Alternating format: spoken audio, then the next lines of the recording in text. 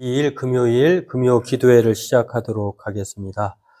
먼저 본문 로마서 5장 10절 말씀 같이 읽도록 하겠습니다.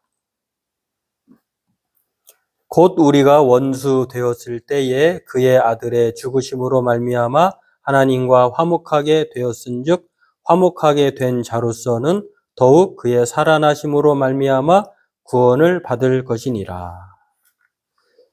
네, 오늘은 구원의 언어, 오늘 7번째인데요. 화목이라고 하는 구원의 언어인 외교적 언어, 외교의 언어에 대해서 살펴보고 기도하도록 하겠습니다. 지금까지 우리가 살펴본 구원에 관한 그 표현들이 성경에는 다양하게 나타나는데 이게 그 당시 로마에서 일상적인 그 용어를 가져다 이렇게 구원이라고 하는 의미를 밝혀주기 위해서 사용한 언어도 있고요. 또 유대인의 언어로서 사용하는 그 언어도 있고, 오늘 본문 같은 경우는 그 화목이라고 하는 단어가 이게 정치적인 언어인가 또는 다른 언어인가를 볼 때에 이것은 외교적인 언어다라고 하는 것을 통해서 구원을 설명하고 있습니다. 오늘 이 화목, 외교의 언어에 대해서 오늘 살펴보고 우리 기도하도록 하겠습니다. 먼저 이 화목이라고 하는 단어를 보면은요, 두 가지 뜻의 화목이라고 하는 단어가 있습니다. 제사법에서도 화목제와 속죄제와 속건제가 있는 것처럼 하나님과의 관계, 속건제, 또 인간 사이에 있어서의 그 죄의 용서를 필요한 속죄제, 이렇게 말하듯이 화목이라고 하는 것도 하나님과의 화목이 있고 인간과의 화목이 있습니다. 수직적인 하나님과의 관계에서의 화목, 수직적 관계, 또 인간과의 관계의 수평적 관계를 말하는데 이 두 가지 단어가 이렇게 화목이라고 하는 단어에 쓰여지고 있는데 헬라어로는 이 디알라소라고 하는 단어가 쌍방간, 이 수평적 관계를 말합니다. 인간 간의 관계에서 화해를 하는 것을 가리킬 때에 디알라소라고 하는 단어이고요. 오늘 본문에서 화목이라고 하는 단어를 말하고 있는 것처럼 이 외교의 언어로 사용되고 있는 것이 바로 이 두 번째 카탈라소라고 하는 이 일방적인 그 화목에 대한 단어가 바로 카탈라소라고 하는 것입니다.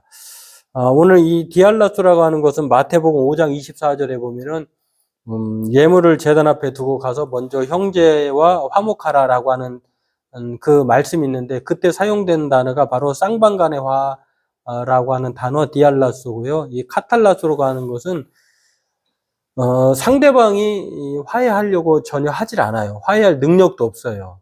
또 완악해요. 근데 또 다른 상대방이 쌍방간에서 한 사람이 일방적으로 화해를 청하는 것입니다.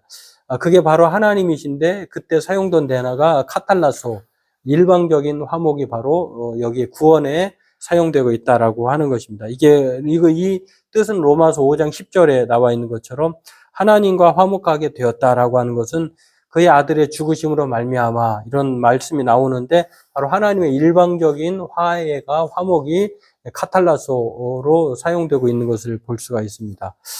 그렇습니다. 원래 이 화목이라고 하는 단어는요, 외교적인 언어인데 원래는 화폐의 용어로 사용되고 있었다라고 하는 것입니다. 잔돈을 바꾸거나 환전할 때 또 이것이 외교적 용례로 확대되었다고 하는데요. 이 단어가 또 결혼의 맥락에서도 사용되고 되었고 또 대적에서 친구로도 사용되고 있는 이렇게 점점점 용어가 확대되었다라고 하는 것입니다. 이런 것처럼 오늘 영어 단어에서도 우리가 또 볼 수가 있는데요.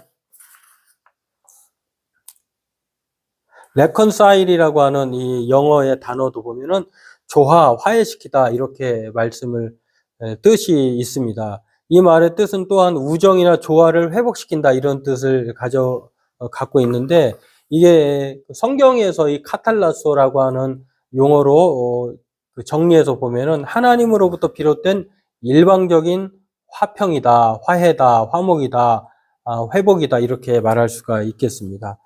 독특한 이것이 이제 구원의 언어에 화목이라고 하는 뜻으로 사용되는 것을 보면 우리는 정말 적대적인 관계에서 우호적인 관계로 바뀌어버리는 그런 삶에 놓여 있는 변화가 일어난 것이 바로 이 화목이라고 하는 외교적 언어로 설명할 수 있다라고 하는 것입니다.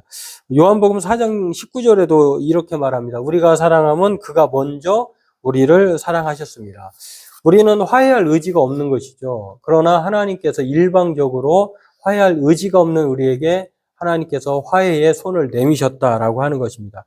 만일 하나님이 화목을 향해 움직이지 않았다고 하면은 해결책은 없었을 것입니다. 이게 바로 이 카탈라소, 이 화목의 뜻을 우리에게 보여주고 있는데요.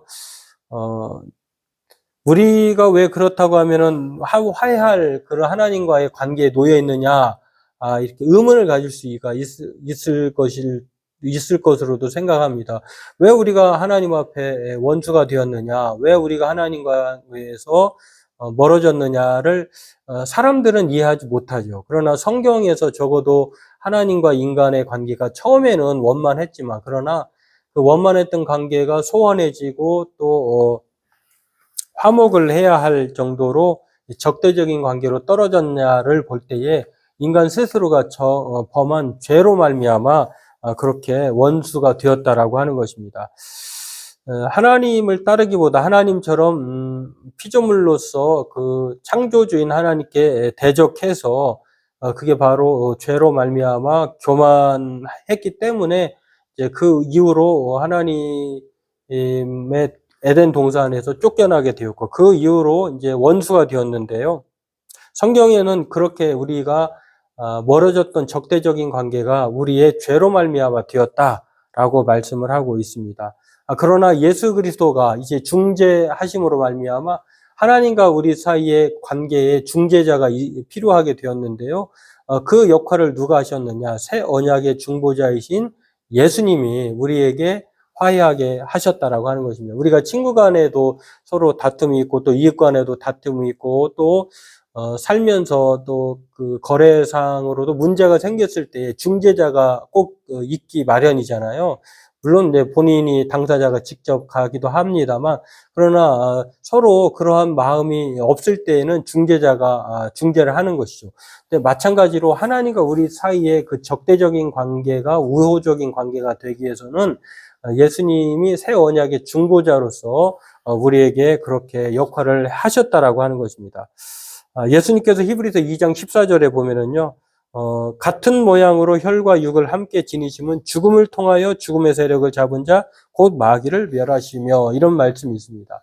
하나님께서 예수 그리스도를 통해서 우리에게 같은 모양, 인간의 모양, 그리고 인간의 혈과 육을 함께 지닌 예수님을 통해서 중재자로 우리에게 오셔서 그분이 희생을 당하심으로 말미암아 우리가 적대적인 관계에서 왜냐하면은 피 흘림이 없으면 사함이 없기 때문에 예수님의 피 흘림이 곧 우리를 화목케 한 화목의 어린 양, 속죄 양이 되셨다라고 하는 것입니다. 그래서 히브리서에 그런 말씀들이 나와 있고요. 이 망가진 관계가 회복된 것은 바로 그 예수님으로 말미암아 예수님의 이 중재 사역의 아름다움 때문에 우리가 이 적대적인 관계에서 이제 우호적인 관계로 되었다라고 하는 것입니다. 오늘 본문 로마서 5장 10절에 그렇게도 말씀을 하고 있는데요. 우리가 원수였다고 말 때, 그러나 아들이 죽으심으로 하나님과 화목하게 되었다. 이렇게 분명하게 말을 하고 있습니다. 그렇습니다. 이 화목, 외교의 언어인 것은요, 이 하나님과 우리들이 원수 되었었지만, 그러나 새 언약의 중보자이신 예수님으로 말미암아 화목되었다라고 하는 의미를 우리에게 말을 해줍니다. 그리고 성경 오늘 본문 10절과 11절에 이러한 사실을 말을 하고 있고요. 그렇기 때문에 화목, 이 외교의 언어는요, 모든 신자로 하여금 우리가 이제 하나님과 사이에 적대적인 관계가 아니라 우호적인 관계가 되었다고 하는 사실을 우리에게 가르쳐 줍니다. 그렇다고 하면 전에는 우리가 적대적인 관계였지만 이제 우호적인 관계, 예수 그리스도의 새 언약의 중재자로 구원 얻는 자가 되었다고 하면 그러면 우리는 어떠한 존재로 이제 거듭나게 됐냐, 자리가 이동이 되었느냐를 성경은 우리에게 이렇게 말합니다. 모든 신자는 그리스도의 대사다라고 하는 것입니다. 이제 예수님의 그 중재 사역으로 말미암아 우리가 이제 적대적인 관계에서 우호적인 관계가 되었다고 하면은 우리를 우호적인 관계로 만들어주신 예수님처럼 우리 또한 한 나라의 대사인 것처럼 그리스도의 대사, 하나님 나라의 대사로 살아가야 한다라고 하는 것입니다. 이게 바로 새 언약의 일꾼이고 또 화목의 대사인 고린도후서 3장 6절 말씀에 우리에게 이러한 분명한 모습을 말해주고 있습니다. 누가 하나님의 벗이냐라고 말할 때 성경은 아브라함을 하나님의 벗이라고 얘기합니다. 예수님도 친구를 위하여 목숨을 버리셨다라고 했고요. 또 친구를 위하여 또 그 말씀을 지키는 자들은 바로 그의 친구다 이렇게 말씀을 합니다.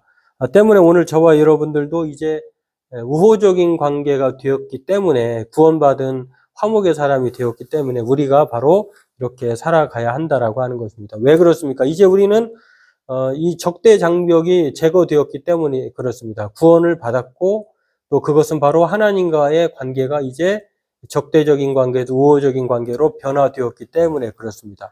이제 하나님의 원수되면서 친구로 이동하게 되었는데요. 그렇다고 하면 우리는 하나님으로부터 수직적인 화목을 받은 자들로서 또한 우리는 이제 예수 그리스도의 대사로 새 언약의 일꾼으로 수평적인 사람들과의 관계에서도 화목으로 나타나야 한다라고 하는 것입니다. 이에 바로 성경에서 우리에게 말하는 바이고요.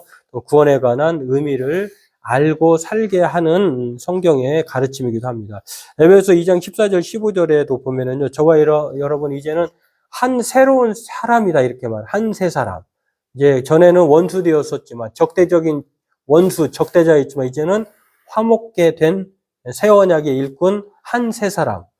그게 바로 화목게 된 사람이다라고 하는 것입니다. 그러므로 저와 여러분들은요, 수직적 화목은 이 수평적 화목으로 나타나야 한다고 하는 이 성경의 분명한 말씀을 우리가 기억하고 우리 또한 화목해 하는 직분자로 화목의 대사들로 우리가 이 구원의 의미를 깨달는 사람으로 그렇게 살아가야 될 줄로 믿습니다. 예수님의 제자는요, 이 싸움을 좋아하는 것이 아니라 평화를 사랑하는 사람입니다. 저와 여러분들이 바로 이러한 구원받은 화목의 사람인 것을 생각하면서 이 외교의 언어라고 하는 이 화목이 우리에게 화평을 이루는 사람으로 살아야 한다라고 하는 것을 말하듯이 하나님 나라 시민으로 또 평화를 수호하고 또 평화를 만드는 사람으로 살아가는 저와 여러분 되기를 바라겠습니다. 오늘 이 구원의 언어, 외교의 언어, 이 화목, 화평에 대해서 우리가 살펴봤는데요.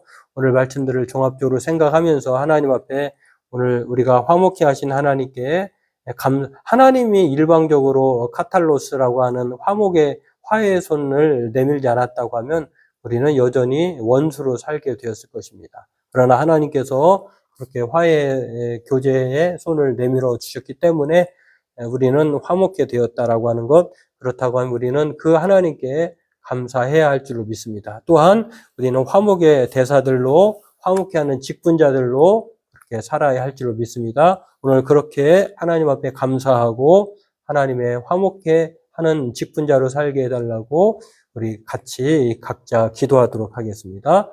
기도하겠습니다.